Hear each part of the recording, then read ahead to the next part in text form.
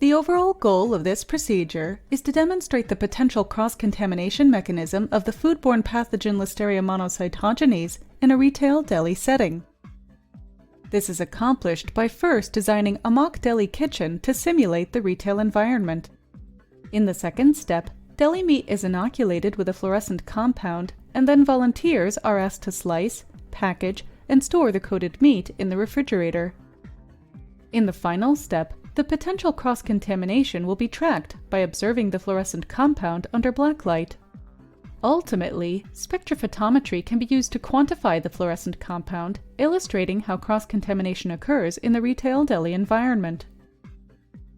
The main advantage of this technique over methods that use microorganisms is that with this technique, the fluorescent compound can be quantified quickly by spectrophotometry. Though this method can provide insight into retail food safety, it can also be applied to other systems such as small farms, food processing plants, and other food service operations.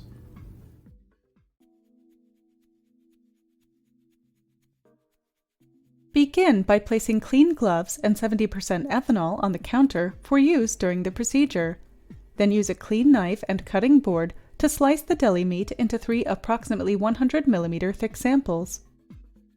Then use a slightly damp, clean sponge to evenly coat one sample with freshly prepared fluorescent powder. Next, wrap all of the samples with plastic wrap and use tape to label the fluorescent powder-coated sample as A and the remaining 2 samples as B and C.